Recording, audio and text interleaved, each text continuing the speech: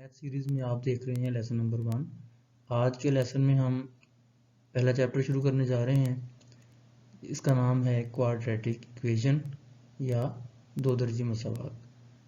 तो बाकायदा से चैप्टर शुरू करने से पहले हम देखते हैं एक इंट्रोडक्शन टू क्वाड्रेटिक इक्वेशन, जिसमें हम देखेंगे क्वाड्रेटिक इक्वेशन के बारे में बुनियादी बातें। सबसे पहले क्वाड्रेटिक इक्वेशन होती क्या है, हम इसको डिफाइन कैसे करेंगे।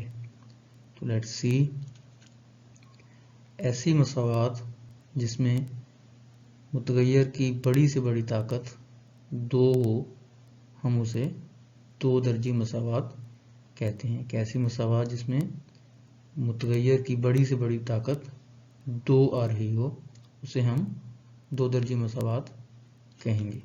An equation where the highest exponent of the variable is 2। ऐसी इक्वेशन जिसमें वेरिएबल का हाईएस्ट एक्सपोनेंट 2 हो, हम उसे क्वाड्रेटिक इक्वेशन या दो दर्जी मसावात कहते हैं। फर्स्ट एग्जांपल देखते हैं। इसमें है ax² plus bx plus c equal 0। तो यहाँ हम देखें कि x वेरिएबल इस इक्वेशन में इस्तेमाल हुआ है और x की जो सबसे बड़ी पावर हम देख रहे हैं वो इसमें 2 है। इसलिए अकॉर्डिंग टू द डेफिनेशन ये एक क्वाड्रेटिक इक्वेशन है। तो इसमें हमारे पास a, b, ये c, ये कांस्टेंट वैल्यूज़ हैं। इसकी जगह पर कोई भी नंबर 1 2 3 4 5 कुछ भी आ जाएंगे। तो इसके साथ हमें ये याद रखना है कि क्वाड्रेटिक इक्वेशन में a की वैल्यू 0 नहीं होगी। वेरिएबल का जो स्क्वायर आ रहा है, जैसे ये x² है, इसके साथ जो कोफिशिएंट आएगा उसकी वैल्यू 0 नहीं होगी। देखें, अगर यहाँ a की जगह पे 0 आता है तो 0 x² के साथ मल्टीप्लाई होगा और x² को 0 कर देगा। तो हमारे पास सिर्फ bx प्लस c बचता है, जिसमें x की वैल्यू, x की जो पावर है वो 1 आती है, जबकि जो हमने ऊपर डेफिनेशन पढ़ी है उसके मुताबिक x की वैल्यू अगर बड़ी से बड़ी वैल्यू 2 होगी तो फिर वो क्वाड्रेटिक इक्वेशन होगी। तो इसमें x की पावर 1 है, तो ये फिर एक लीनियर इक्वेशन बन जाएगी, यकदर्जी मसावात बन जाएगी, क्वाड्रेटिक इक्वेशन नहीं होगी। तो इसलिए a should not be equal to 0 और इसमें a b c जो हैं ये रियल नंबर्स होंगे। एक और एग्जांपल देखते हैं। तो ये एक इक्वेशन है, इसमें हमारे पास x का बड़े से बड़ा एक्सपोनेंट 2 है, इसलिए हम कहेंगे कि ये क्वाड्रेटिक इक्वेशन है। इसमें a की जगह पे 4, b की जगह पे 13 और c की जगह पे 9 आ रहा है। तो ये एक क्वाड्रेटिक इक्वेशन है।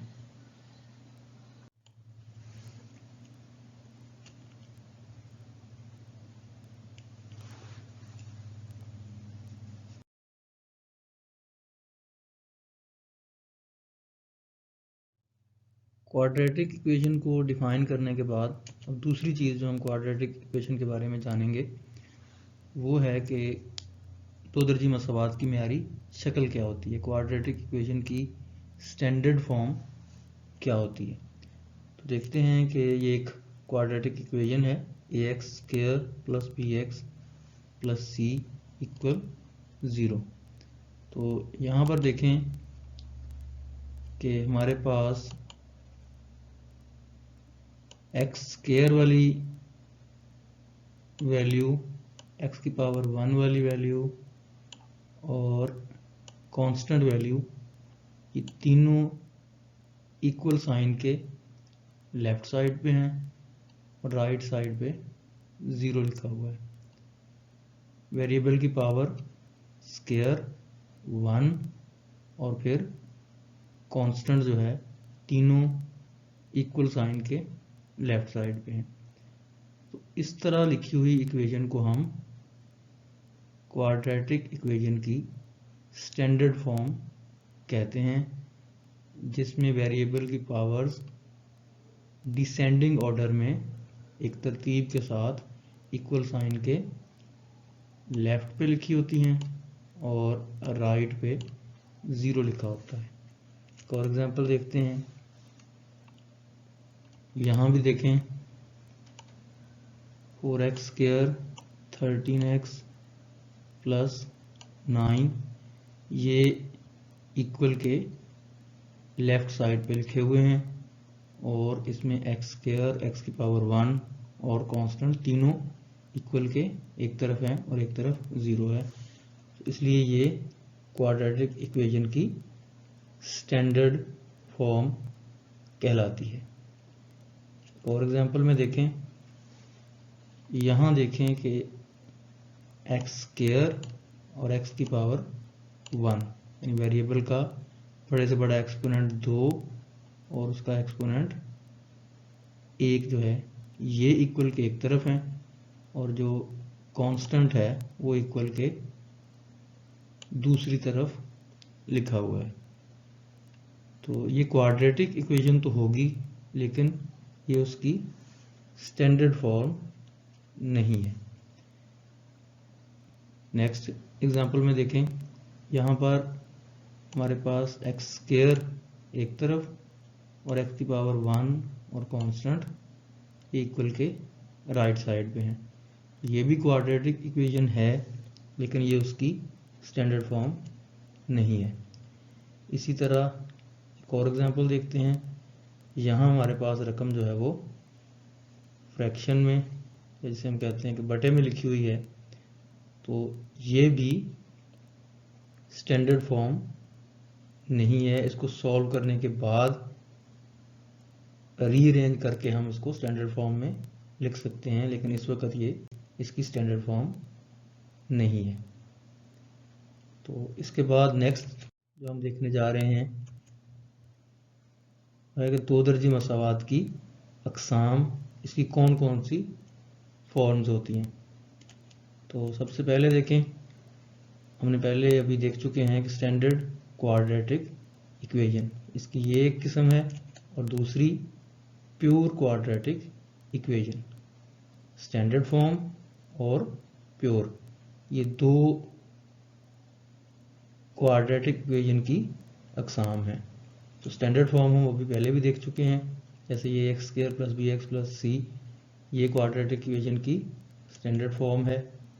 4x square plus 13x plus 9, तो इसमें देखें कि हमारे पास 3 रकमें इसमें आ रही हैं और इसमें एक्स स्क्वायर वाली, एक्स की पावर 1 और कांस्टेंट तीनों मौजूद हैं। तो अभी हम देखेंगे कि प्योर क्वाड्रेटिक इक्वेशन क्या है। तो पहले एक स्टैंडर्ड क्वाड्रेटिक इक्वेशन लिखते हैं। तो इसमें से अगर ये bx वाला पार्ट जो है, तो ये अगर मौजूद ना हो, सिर्फ ये एक्स स्क्वायर और ये कांस्टेंट ये हों, तो ये प्योर इक्वेशन बन जाती है। फिर इसे हम स्टैंडर्ड क्वाड्रेटिक इक्वेशन नहीं कहेंगे। तो यानी इसमें अगर b की वैल्यू 0 हो, जब हम 0 पुट करेंगे तो 0 x के साथ मल्टीप्लाई होगा और x को 0 कर देगा और हमारे पास बचेगा ax square plus c equal 0। तो ये इक्वेशन फिर प्योर इक्वेशन कहलाएगी। इसमें सिर्फ वेरिएबल की पावर स्क्वायर और ये कांस्टेंट, ये दो टर्म्स आएंगी। x की पावर 1 वाली टर्म इसमें नहीं होगी, यानी इसमें 3 की बजाय इसमें सिर्फ 2 टर्म्स होंगी। इसकी और एग्जांपल देखते हैं। यह है एक्स स्क्वायर माइनस 4। इसमें भी आप देखेंगे हमारे पास एक्स की पावर स्क्वायर है और ये कांस्टेंट है, एक्स की पावर 1 वाला हिस्सा नहीं है। दूसरी इक्वेशन में भी ऐसे ही है, एक्स की पावर स्क्वायर है और ये कांस्टेंट है, अगरचे वो इक्वल के दूसरी तरफ लिखा हुआ है राइट साइड पे, फिर भी ये इनको हम प्योर इक्वेशंस कहते हैं। यहाँ हमने देखा कि क्वाड्रेटिक इक्वेशन की स्टैंडर्ड फॉर्म और प्योर फॉर्म में क्या फ़र्क है।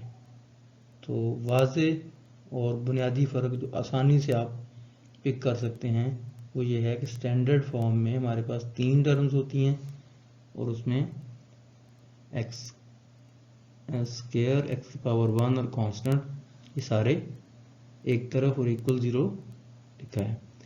जबकि जो इसकी प्योर फॉर्म है उसमें हमारे पास 2 टर्म्स होती हैं, एक जिसमें पावर स्क्वायर है और एक कांस्टेंट वैल्यू। ये एक्स की पावर 1 वाला हिस्सा इसमें मौजूद नहीं होता। नेक्स्ट हम देखने जा रहे हैं कि क्वाड्रेटिक इक्वेशन को सॉल्व करने के कौन कौन से मेथड्स हैं। तो 3 मेथड्स हम पढ़ेंगे इस चैप्टर में। पहला है फैक्टराइजेशन, बजरिया तज्जी के तरीके से फैक्टराइजेशन से हम क्वाड्रेटिक इक्वेशन को सॉल्व कर सकते हैं। दूसरा है कंप्लीटिंग स्क्वायर मेथड, यानी बजरिया तकमील मुरब्बा, स्क्वायर को कंप्लीट करके हम क्वाड्रेटिक इक्वेशन को सॉल्व कर सकते हैं। तीसरा इसमें है क्वाड्रेटिक फार्मूला। क्वाड्रेटिक फार्मूला की मदद से भी हम क्वाड्रेटिक इक्वेशन को सॉल्व कर सकते हैं। ये तीनों आगे हम एक्सरसाइज के अंदर तफसील से पढ़ेंगे। क्वाड्रेटिक फार्मूला कुछ इस तरह से होता है, ये देखें, ये एक्सरसाइज 1.2 में हम इसको डिटेल से स्टडी करेंगे। एक बात और हमने याद रखनी है कि क्वाड्रेटिक इक्वेशन के 2 रूट्स होते हैं, उसको सॉल्व करने पर हमें 2 रूट्स हासिल होते हैं। जैसे ये फार्मूले से देखें, अगर हम यहाँ पर हमारे पास कुछ वैल्यूज़ हों, ए सी बी, इन सभी को वैल्यूज़ हों, तो वो पुट करें। उसके बाद जब हम सॉल्व करेंगे तो एक बार यहाँ हम इन वैल्यूज़ को प्लस करेंगे और एक बार हम इनको माइनस करेंगे। तो जब प्लस करेंगे तो एक आंसर हासिल होगा और माइनस करने पे एक आंसर हासिल होगा। तो इस तरह हमें x की 2 वैल्यूज़ हासिल होंगी। इसका मतलब है कि क्वाड्रेटिक इक्वेशन को सॉल्व करने पर हमें 2 रूट्स हासिल होते हैं। तो आज के लेसन में हमने देखा क्वाड्रेटिक इक्वेशन क्या होती है, इसकी स्टैंडर्ड फॉर्म क्या है, प्योर क्वाड्रेटिक इक्वेशन क्या होती है और क्वाड्रेटिक इक्वेशन को सॉल्व करने के कौन कौन से तरीके। आई होप कि आपके लिए ये लेसन हेल्पफुल होगा। नेक्स्ट हम एक्सरसाइज 1.1 शुरू करेंगे। तो तब तक के लिए बेस्ट ऑफ लक एंड अल्लाह हाफिज़।